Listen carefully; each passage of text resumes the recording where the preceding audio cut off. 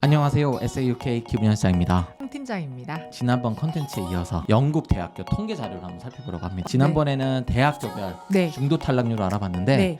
오늘은 전공별 중도 탈락률을 알아보려고 합니다. 네. 학생들이 내가 이 전공을 해서 과연 졸업을 할 수 있을까요? 정말 질문 많이 받죠. 무조건 받는 질문 부모님들 아니겠어요? 네. 엄청 걱정하시잖아요.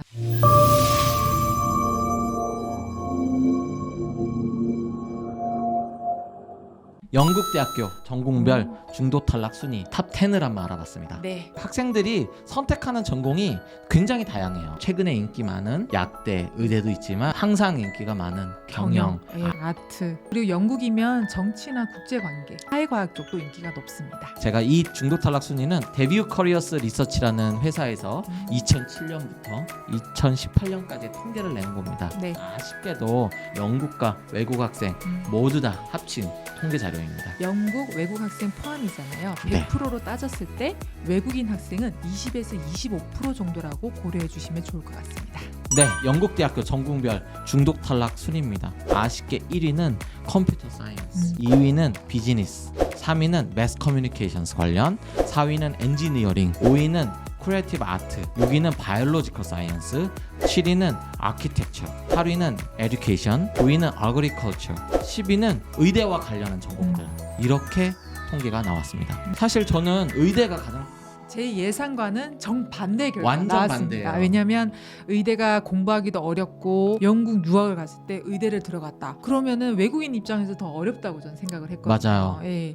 근데 컴퓨터 사이언스 2위는 비즈니스. 저는 깜짝 놀랐던 게 의대 그리고 아키텍처, 건축학과도 과정도 길고요, 공부도 어렵고요. 그리고 아그리컬처, 네. 바이올로지컬 사이언스 그렇죠. 이것도 낮고. 쉽게 선택할 수 있는 전공들은 아니네요. 맞아요. 학생들이 어릴 때부터 준비했던 그쵸. 전공들이지 않을까요? 네. 어그리컬처 같은 경우에도 쉽사리 선택할 수 있는 전공은 절대 아닙니다. 전공에 대한 확신이 있어야. 확신이 있어야 돼요. 그렇죠. 이 결과 팀장님의 생각은 어떤가요? 저는 이 결과를 봤을 때 상담할 때 꼭 이 질문을 합니다. 취업이 잘 되는 전공은 무슨 전공일까요? 제가 얼마 전에 QS 랭킹에서 앞으로 10년간 연봉이 제일 높은 전공을 서치를 해본 적이 있습니다. 네. 1위가 어느 전공이라고 생각하세요? 컴퓨터 사이언스? 네, 지금 가장 핫한 전공이기도 하고요. 수요가 높습니다. 흔히 말하는 왜 기술직이라고 표현을 하잖아요. 그렇죠. 우리나라에서. 전문직? 네, 전문직. 컴퓨터 사이언스가 지금은 핫한 전공인 건 확실합니다. 인공지능도 그렇고 그렇죠. 게임 테크놀로지도 여기에 속하는데요. 학생분이 어느 정도 트렌드에 따라서 컴퓨터 사이언스 취업 잘 된다고 하니까 이렇게 선택을 해서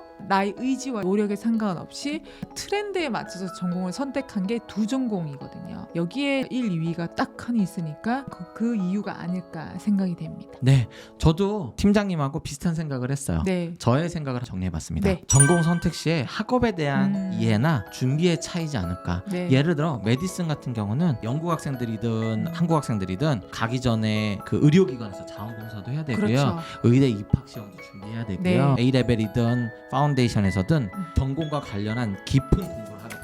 네. 물론 많은 학생들이 GCSE 혹은 중학교 때부터 의대를 준비하고요. 그리고 건축, 아트 이런 전공들도 그 대학교 입학을 위한 준비 기간이 굉장히 길죠. 그럼요. 하지만 대부분의 대학교들이 컴퓨터 사이언스 입학할 때 수학 정도만 요구하고 있어요. 물론 많은 학생들은 컴퓨터 사이언스 선택을 할 때 전공에 대한 이해도가 깊은 학생들도 있지만 취업을 위해서 네.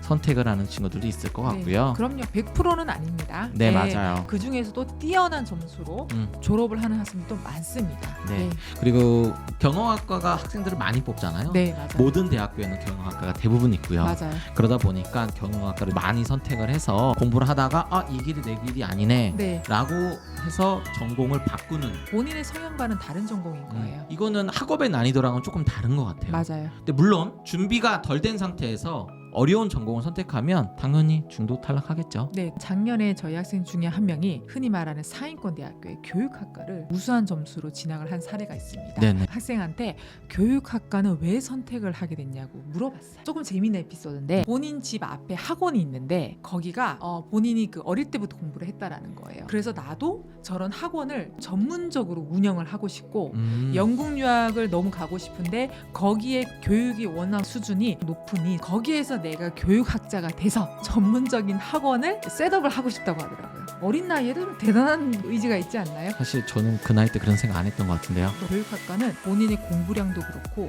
외국인 입장에서 영어로 교육학과를 공부한다는 건 만만치 않습니다. 그 전에 굉장히 준비를 열심히 했죠. 맞아요. 학생들이 많이 선택하지 않는 전공들 네, 혹은 난이도가 높은 전공들은 그 공부가 메디슨이 생각보다 쉽네라는 뜻은 아닙니다. 이 통계는 그럼요. 예. 절대 그만큼 준비가 많이 돼 있는 친구들이 선택한다. 네, 이게 맞지 않나 싶어요. 가장 큰 이유라고 저는 생각을 합니다. 지난번에 영국 대학교별 중도 탈락률과 이 전공별 중도 탈락률 어떻게 보면은 통계 이유는 같은 것 같아요. 네, 학생이 전공, 대학교에 대한 준비, 의지가 중요하지 않나고 저는 생각합니다. 저도 더 많이 찾아서요. 우리 학생들한테 소개해줘야 되겠네요. 네. 오늘 컨텐츠 여기까지고요. 구독과 좋아요는 컨텐츠 만드는 데 큰 도움이 됩니다. 감사합니다. 안녕. 안녕.